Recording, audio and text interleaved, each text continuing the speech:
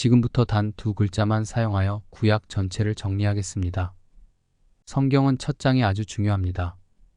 1장에 그 책의 주제가 제시되고 있기 때문입니다. 그래서 이제 각 책의 첫 장, 혹은 서론부를 주도 면밀하게 살펴보면서 구약 39권을 단 두 글자로 총정리하겠습니다. 먼저 모세오경의 첫 책인 창세기는 크게 두 부분으로 되어 있습니다. 1에서 11장은 창세기의 전반부로 주제를 두 글자로 요약하면 창조입니다. 창세기의 덮개를 열면서 저자는 태초에 하나님이 천지를 창조하시니라라고 일성을 발합니다. 이후 6일간의 천지 창조 기사가 서술됩니다. 제6일 날 하나님께서는 자신의 형상대로 사람을 창조하시고 그에게 당신이 지은 창조 세계를 잘 관리하고 다스리라고 문화 명령을 하십니다. 12장에서 50장은 창세기의 후반부로 주제를 두 글자로 요약하면 족장입니다. 후반부를 여는 첫 장인 12장에 하나님께서는 첫 족장 아브라함을 그의 고향 갈대아 우르에서 불러내십니다. 여호와께서 아브라함에게 이르시되 너는 너의 고향과 친척과 아버지의 집을 떠나 내가 내게 보여줄 땅으로 가라. 여기 12장 1절로 25장 18절까지가 아브라함의 일대기입니다. 그리고 25장 19절에서 26장까지는 2대 족장 이삭의 일대기, 27장에서 36장은 3대 족장 야곱의 일대기, 그리고 37장에서 50장까지는 마지막 족장인 요셉의 일대기입니다. 출애굽기 또한 크게 두 부분으로 되어 있습니다. 1장에서 18장까지는 출애굽기의 전반부로 주제를 두 글자로 요약하면 탈출, 즉 엑소더스입니다. 창세기 말미에 보면 애굽의 총리가 된 형제 요셉의 초청으로 야곱의 자녀들 72명이 애굽에 와서 정착해 삽니다. 그런데 출애굽기를 시작하자마자 이들은 애굽 왕에 의해 학대를 받습니다. 애굽 왕이 이들을 학대하는 이유는 야곱의 자손들이 이스라엘 민족을 이루었기 때문입니다. 그가 그 백성에게 이르되 이 백성 이스라엘 자손이 우리보다 많고 강하도다. 두렵건 때 그들이 더 많게 되면 전쟁이 일어날 때에 우리 대적과 합하여 우리와 싸우고 이 땅에서 나갈까 하노라. 여기 10절에 이 땅에서 나갈까 하노라라는 말이 이 책의 전반부를 이끌어 나가는 로드맵입니다. 다시 말해서 하나님께서는 이스라엘 민족이 곧 이 땅, 즉 애굽에서 나가도록 출애굽할 계획을 세우십니다. 그래서 이 장에 출애굽의 영웅 모세가 탄생합니다. 모세의 이름이 물에서 건져낸 자입니다. 여기 물이란 애굽을 말하고 건져낸다는 말이 탈출입니다. 이후 10가지 재앙을 통해 완악한 바로는 결국 항복하고 이스라엘 민족을 놓아주게 됩니다. 19장으로 40장은 출애굽기의 후반부로 주제를 두 글자로 요약하면 언약입니다. 후반부의 첫 장인 19장에서 언약이라는 용어를 꺼내서 하나님은 출애굽한 이스라엘 민족과 언약을 맺을 것을 분명히 하십니다. 세계가 다 내게 속하였나니 너희가 내 말을 잘 듣고 내 언약을 지키면 너희는 모든 민족 중에서 내 소유가 되겠고 너희가 내게 대하여 제사장 나라가 되며 거룩한 백성이 되리라. 그리고 제단에 피를 뿌리며 엄숙하게 언약식을 행하십니다. 레위기의 주제는 두 글자로 요약하면 제사입니다. 레위기는 죄인이 하나님께 나아가는 길인 제사법에 대한 책입니다. 그래서 첫 장의 5대 기본 제사, 즉 번제, 소제, 화목제, 속죄제, 속건제가 소개되고 있습니다. 제사는 오늘날로 말하면 예배라고 할 수 있습니다. 제사를 드리는 데 있어서 늘 유의해야 할 점은 여호와 하나님께서 기쁘시게 연락하시는 제사가 되도록 하는 것입니다. 민수기의 주제를 두 글자로 요약하면 계수입니다. 첫 장에서부터 계수라는 용어가 여러 번 반복됩니다. 너희는 이스라엘 자손의 모든 회중 각 남자의 수를 그들의 종족과 조상의 가문에 따라 그 명수대로 계수할지니 이스라엘 중 20세 이상으로 싸움에 나갈 만한 모든 자를 너와 아론은 그 진영별로 계수하되 여호와께서 모세에게 명령하신 대로 그가 시내 광야에서 그들을 계수하였더라. 민수기는 1장을 필두로 두 번의 인구조사가 실시되는데 이는 20세 이상 싸움에 나갈 수 있는 남자를 지파별로 집계하는 것입니다. 본서는 시내산 언약으로 언약 공동체가 된 이스라엘이 하나님의 군대로 편성되어 약속의 땅으로 가기 위해 광야를 행진하는 기록입니다. 신명기의 주제는 두 글자로 하면 설교입니다. 신명기 기자는 첫 장 첫 절에서 이렇게 이 책의 요지를 제시합니다. 이는 모세가 요단 저쪽 숲 맞은편이 아라바 광야, 곧 바란과 도벨과 라반과 하세롯과 디사합 사이에서 이스라엘 무리에게 선포한 말씀이니라. 여기 선포한 말씀은 설교를 의미합니다. 신명기에는 총 4번의 모세의 설교가 소개됩니다. 첫 번째 설교는 신명기 1장 6절로 4장 43절, 두 번째 설교는 4장 44절로 28장 68절, 세 번째 설교는 29장 1절로 30장 20절, 마지막 설교는 31장 1절로 33장 29절입니다. 구약 역사서의 첫 책인 여호수아서의 주제는 2글자로 요약하면 차지입니다. 이 사실은 저자가 첫 장부터 차지라는 말을 반복 사용함으로써 분명히 드러납니다. 진중에 두루 다니며 그 백성에게 명령하여 이르기를 양식을 준비하라. 사흘 안에 너희가 이 요단을 건너 너희의 하나님 여호와께서 너희에게 주사 차지하게 하시는 땅을 차지하기 위하여 들어갈 것임이니라 하라. 여호와께서 너희를 안식하게 하신 것 같이 너희의 형제도 안식하며 그들도 너희의 하나님 여호와께서 주시는 그 땅을 차지하기까지 하라. 너희는 너희 소유지 곧 여호와의 종 모세가 너희에게 준 요단 이쪽 해 돋는 곳으로 돌아와서 그것을 차지하라. 여호수아서는 모세의 후계자인 여호수아가 이스라엘 백성을 이끌고 가나안 땅에 들어가 그 땅을 차지하여 그것을 지파별로 분배하는 이야기입니다. 사사기의 주제를 2글자로 요약하면 타협입니다. 바로 앞 책인 여호수아서에서 이스라엘 민족은 연전연승했습니다. 하지만 사사기에서 이스라엘 민족은 무기력합니다. 너무 쉽게 무너집니다. 그 이유는 그들이 원주민들과 적당히 타협했기 때문입니다.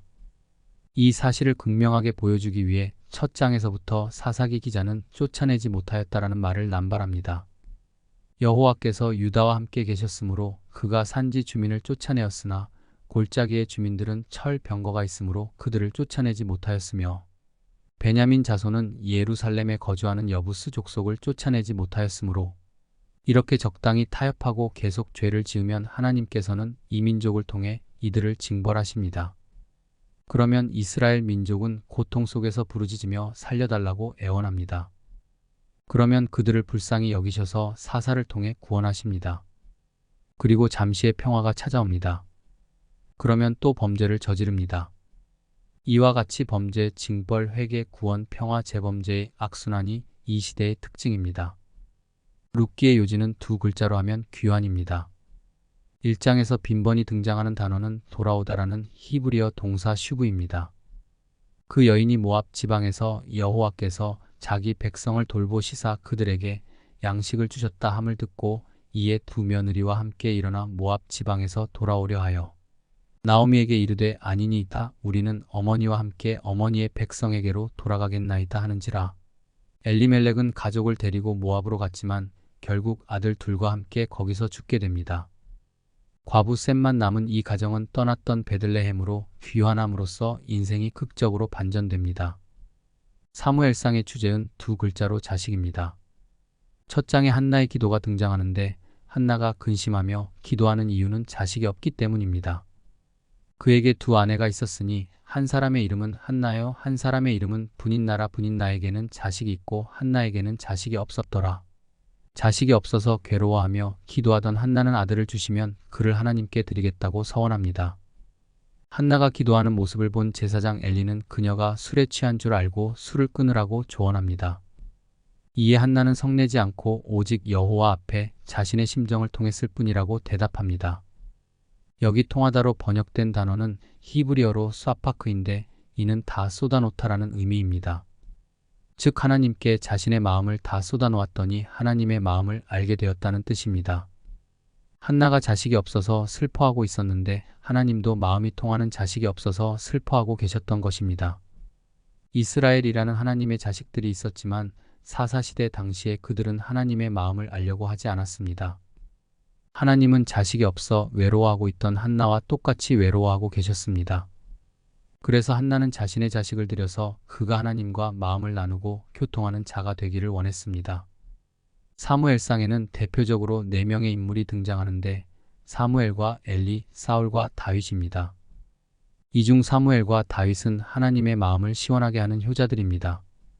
반면 엘리와 사울은 하나님의 복창을 터지게 하는 불효자들입니다. 사무엘하의 주제는 2글자로 다윗입니다. 사무엘하는 사울의 죽음 이후 왕이 된 다윗의 행적을 기록하고 있습니다. 다윗은 유다 지파의 왕으로 추대되었고 사울의 집안은 사울의 죽음 이후 점차 몰락해 갑니다. 온 이스라엘이 다윗을 왕으로 세운 후 다윗은 나라의 기초를 다지고 주변을 정복해 나갑니다. 하지만 밧세바를 범한 죄로 심판을 받아 그의 집안과 나라의 재난이 끊이지 않습니다. 열왕기상하의 주제는 두 글자로 성전입니다. 열왕기서는 처음 부분과 끝 부분이 성전이라는 용어를 중심으로 대조를 이룹니다. 다시 말해서 시작 부분인 열왕기상 1에서 10장은 솔로몬이 성전을 건축하고 영광을 누리는 이야기입니다. 하지만 끝부분인 열왕기하 25장은 성전이 회파되고 포로로 잡혀가는 수치스러운 이야기입니다. 이러한 비극적인 이야기로 종결되는 이유는 그 중간장들에 등장하는 왕들이 배교한 여로보암의 길을 좇아 여호와를 저버리고 우상 숭배했기 때문입니다. 역대상하의 주제는 또한 성전입니다. 역대상은 제1성전이 지어지기 이전의 역사, 즉 아담으로부터 다윗에 이르기까지 하나님의 역사를 다루면서 성전 건축의 배경을 설명합니다. 역대하는 성전을 지은 솔로몬부터 시작해서 그 이후 남유다의 왕들이 성전을 중심으로 어떻게 하나님을 섬기고 백성들을 다스렸는지를 다룹니다. 에스라와 느헤미야의 주제는 재건입니다. 에스라와 느헤미야의 구조를 보면 이 두 권은 한 권의 책으로 보는 것이 타당합니다. 성전 재건을 둘러싸고 포로 명단과 총 인원이 에스라 2장과 느헤미야 7장에 똑같이 반복되고 있기 때문입니다. 이 두 책을 시작하는 첫 장에 고레스에 의한 칙령이 등장하는데 그 칙령의 내용은 성전 재건입니다. 너희 중에 그의 백성된 자는 다 유다 예루살렘으로 올라가서 이스라엘의 하나님 여호와의 성전을 건축하라. 고레스의 칙령에 의해 성전을 재건하러 예루살렘으로 간 사람은 바벨론에 살던 모든 유대인들이 아니라 하나님께 감동을 받은 자들만 갔습니다. 성전 재건은 성전의 건물 재건, 거룩한 자손의 재건, 그리고 예루살렘 성벽 재건까지 포함합니다. 구약 역사서를 마무리하는 에스더의 주제는 두 글자로 요약하면 섭리입니다. 에스더서에는 하나님이라는 단어가 한 번도 등장하지 않습니다. 하지만 에스더서는 보이지 않는 하나님의 섭리에 관한 이야기로 충만한 전경입니다. 하나님의 섭리는 첫 장에서부터 등장합니다. 아무 자격이 없는 히브리 여인 에스더가 대제국 바사의 왕후가 될 수 있었던 것은 와스디 왕후가 아하수에로 왕의 체면을 구겨서 폐위되었기 때문입니다. 와스디는 자신의 아름다운 외모를 잔치 손님들 앞에 과시해 보이려는 아하수에로 왕의 요청을 거부했기에 왕이 진노를 사고 결국 직위가 박탈되었습니다. 그런데 이 왕후 폐위를 통한 에스더 간택은 훗날 하만의 음모로 유대 민족이 진멸될 수 있는 절체절명의 위기 속에서 그들을 구원하기 위한 하나님의 사전 포석이었습니다. 따라서 에스더 서는 하나님의 백성은 그분의 섭리 가운데 보호받는다는 것을 증거하는 책입니다. 욥기의 주제는 두 글자로 요약하면 고난입니다. 하나님을 경외하는 욥은 사탄의 모함으로 말미암아 첫 장부터 엄청난 고난을 받습니다. 10자녀가 한나란시에 죽고 그의 소유물도 다 사라집니다. 부인은 욥을 저주하며 집을 나가고 욥의 몸에는 말로 다할 수 없는 악창이 생깁니다. 찾아온 세 친구는 고난이 죄 때문이라고 인과응보의 논리로 욥을 정죄합니다. 하지만 최종적으로 하나님은 욥이 당하는 고난에 대해 답을 주십니다. 그리고 갑절의 복을 그에게 주심으로 그를 회복시키십니다. 시편의 주제는 두 글자로 복인입니다. 시편 첫 편인 제1편은 시편 150편 전체의 서문인데 여기 보면 복이 있는 사람, 즉 복인은 여호와의 율법을 주야로 묵상하는 사람입니다. 여기 여호와의 율법은 하나님의 말씀을 의미하며 근접 문맥에서는 시편을 가리킬 수 있습니다. 시편은 주제별로 묶으면 넷으로 나눌 수 있는데 1부인 1편으로 41편은 창조주 하나님에 대한 찬양입니다. 2부인 42편으로 72편은 구원자 하나님에 대한 찬양입니다. 3부인 73편으로 106편은 인도자 하나님에 대한 찬양입니다. 그리고 마지막 4부는 107편에서 150편으로 대하자 하나님에 대한 찬양입니다. 잠언의 주제는 두 글자로 요약하면 지혜입니다. 이는 첫 장부터 지혜라는 말이 반복 사용되고 있다는 사실로부터 입증됩니다. 이는 지혜와 훈계를 알게 하며 명철의 말씀을 깨닫게 하며 지혜롭게, 공의롭게, 정의롭게, 정직하게 행할 일에 대하여 훈계를 받게 하며 지혜 있는 자는 듣고 학식이 더할 것이요 명철한 자는 지략을 얻을 것이라. 여호와를 경외하는 것이 지식의 근본이거늘 미련한 자는 지혜와 훈계를 멸시하느니라. 잠언은 여러 지혜로운 말씀을 모은 책인데 대다수가 솔로몬의 잠언이고 그 외에 아굴의 잠언과 르무엘 왕이 어머니로부터 받은 교훈이 부록으로 추가되어 있습니다. 전도서의 주제는 두 글자로 요약하면 허무입니다. 이는 첫 장부터 전도자가 헛되다는 말을 남발하고 있다는 사실로부터 분명해집니다. 전도자가 이르되 헛되고 헛되며 헛되고 헛되니 모든 것이 헛되도다.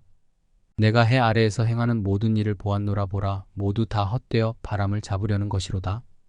전도서는 해 아래의 삶, 즉 이 세상의 삶의 한계와 문제를 지적합니다. 그렇게 함으로써 이 세상의 삶이 전부가 아니라 그 이상의 것이 있다는 것을 깨우치게 하는 책입니다. 아가서의 주제는 두 글자로 요약하면 사랑입니다. 솔로몬의 노래라고도 하는 아가서는 솔로몬과 술람미 여인, 즉 남녀 간의 사랑 노래입니다. 아가서에는 관능적이고 성적인 묘사도 많이 나오는데 전통적으로 이를 풍유적으로 해석해서 하나님과 그의 백성 이스라엘의 사랑, 혹은 예수 그리스도와 새 이스라엘인 교회 간의 사랑의 노래로 해석해왔습니다. 하지만 이 같은 해석은 육체를 악하거나 저급한 것으로 간주하는 플라톤주의의 이원론의 영향에 따른 것으로 오늘날 성서학자들은 아가서를 있는 그대로 해석하여 남녀 간의 순수한 사랑의 노래로 다루고 있습니다. 이사야서는 총 66장으로 이루어져 있는데 두 부분으로 되어 있습니다. 전반부는 1장에서 39장으로 주제는 두 글자로 요약하면 심판입니다. 이사야서 후반부는 40장에서 66장으로 또 주제를 두 글자로 요약하면 회복, 즉 바벨론 포로로부터 귀환입니다. 예레미야서의 주제는 두 글자로 대언입니다. 첫 장에서부터 하나님은 예레미야에게 자신의 말을 그대로 대언하라고 반복해서 명하십니다.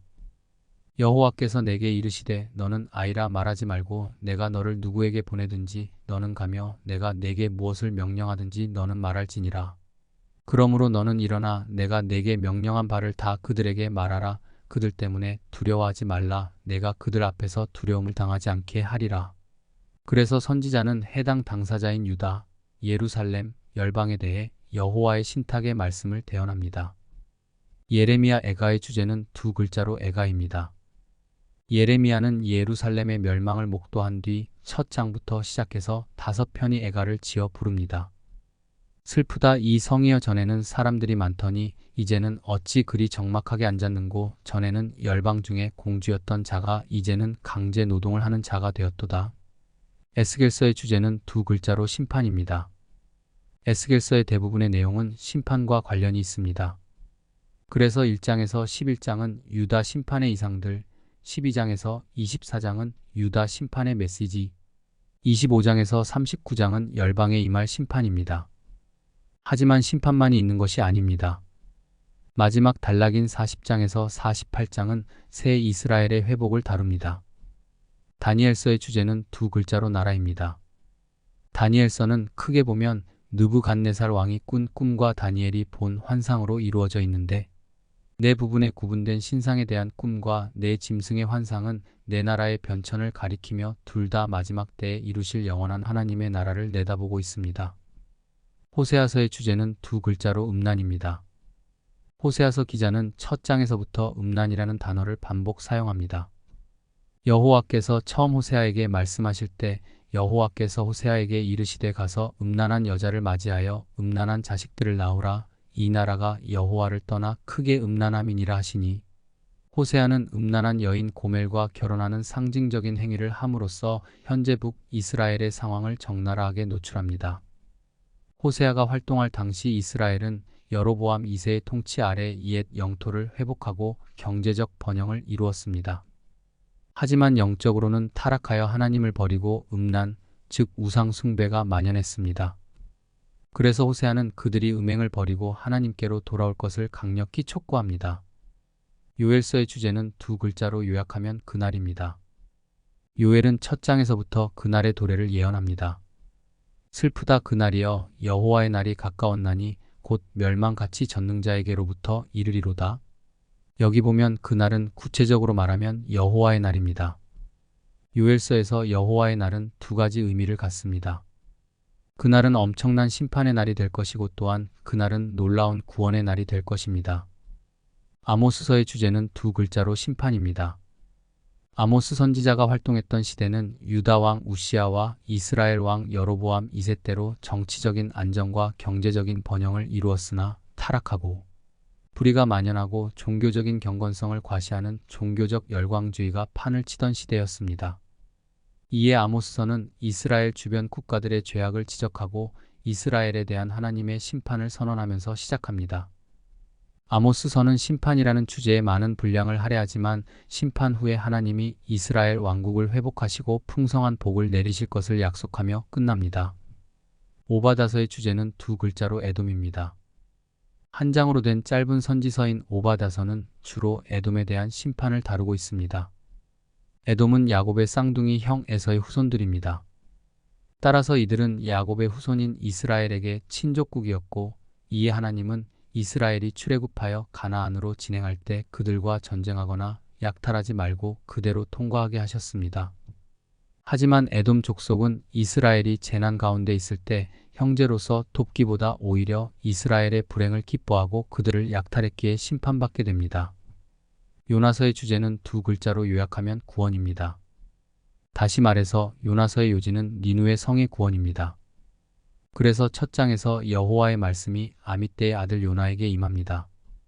여호와의 신탁은 선지자 요나가 니누에 가서 외치라는 것입니다. 복음을 증거하라는 것입니다. 니누의 구원을 위해 하나님은 온 우주를 창조하셨기 때문에 당연히 온 세상을 사랑하시고 온 세상이 구원받기를 원하셨습니다.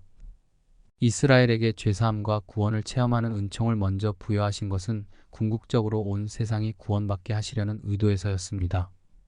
구원의 은총이 이스라엘에만 국한될 수 없으며 이방의 구원을 아무도 막을 수 없습니다.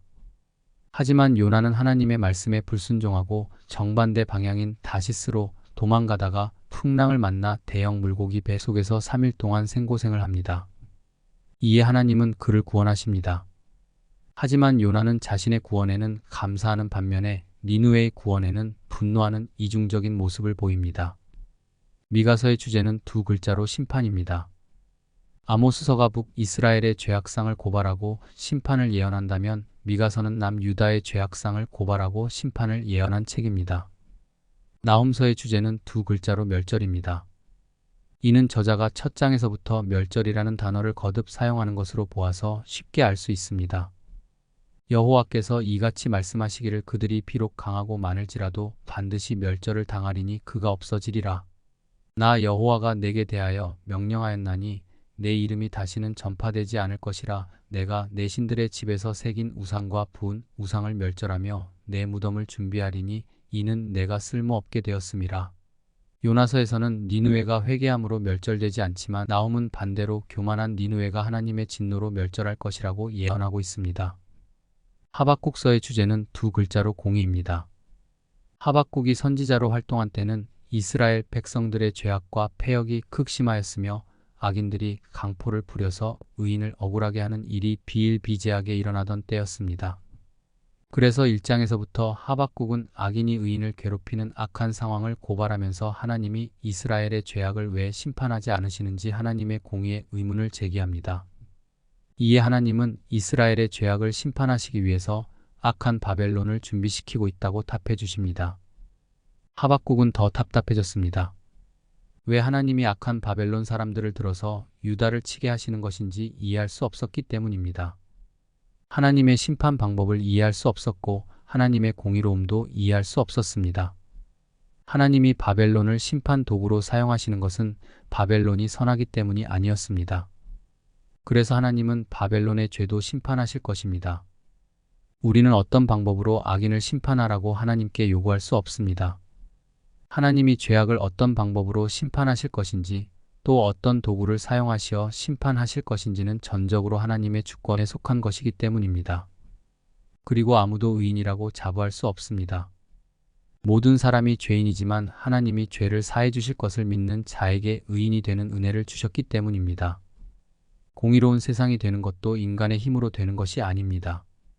하나님은 온 세상의 공의가 관철되어 물이 바다 덮음같이 여호와의 영광을 인정하는 것이 온 세상에 가득하게 하실 것입니다. 스바냐서의 주제는 두 글자로 두날입니다. 소선지서는 전반적으로 여호와의 날에 대해 이야기하지만 그 중에서 특히 스바냐서가 이 주제를 집중적으로 다룹니다. 스바냐서의 구조는 두 가지 여호와의 날에 대한 예언으로 구분됩니다. 대부분은 여호와가 진노하시는 심판의 날을 보여주고 끝부분에 심판에서 살아남은 자들을 위한 복된 구원의 날에 대해 언급합니다. 학개서의 주제는 두 글자로 요약하면 성전입니다. 주전 536년에 시작된 성전 재건 공사가 사마리아인들의 방해로 중단되었는데 학개서의 내용은 이 중단된 성전 재건과 관련되어 있습니다. 그래서 첫 장부터 여호와의 말씀이 선지자 학개에게 임하여 성전 재건을 독려합니다. 이 성전이 황폐하였거늘 너희가 이때에 판벽한 집에 거주하는 것이 옳으냐? 이제 만군의 여호와가 이같이 말하노니 너희는 너희의 행위를 살필지니라. 학개서 1장은 학개가 중단된 성전 건축을 독려하여 공사가 다시 진행된 것을 보여주며 2장은 공사가 재개된 이후 하나님의 복의 약속을 전하는 예언입니다. 스가랴서의 주제는 두 글자로 환상입니다. 스가랴서에는 1장을 필두로 8가지 환상이 등장합니다. 하나님은 이 환상들을 통해 성전이 재건될 것임을 알려주십니다. 하지만 스가랴 선지자는 성전 재건 환상만 노래한 것이 아니라 장차 오실 메시아에 대해서도 예언합니다. 먼저 메시아의 거절을 예언하고 이어서 메시아의 통치를 예언합니다. 구약의 마지막 책 말라기서의 주제는 두 글자로 요약하면 만군입니다. 말라기서에서는 만군의 여호와라는 호칭이 무려 24회 등장하는데 첫 장에서만도 8회 나옵니다. 이 호칭은 피조물의 절대적인 순종을 받으시기에 합당하신 하나님을 의미합니다. 감히 만군의 여호와 하나님께 반감을 갖고 대든다는 것은 상상할 수 없는 일입니다. 모든 피조물들은 하나님의 권위와 영광을 찬양할 뿐입니다. 그러나 이스라엘 백성들은 만군의 여호와를 두려워하기는커녕 겁을 상실하고 대들었습니다. 백성들이 만군의 하나님을 멸시하게 된 것은 지도자들인 제사장들이 백성들에게 하나님의 말씀을 바로 가르치지 않은 데에서 비롯되었습니다. 그래서 만군의 하나님을 무시하는 제사장으로 하여금 모든 백성 앞에서 멸시와 천대를 당하게 하셨습니다. 구약을 마무리하면서 만군의 하나님은 메시아의 전령이 올 것을 예고합니다. 그리고 그 후에 메시아가 오면 창세기에서 죄가 들어옴으로써 깨어진 하나님과 인간의 관계가 회복될 것입니다. 지금까지 구약 39권을 두 글자로 요약했습니다. 이를 표로 정리하면 다음과 같습니다.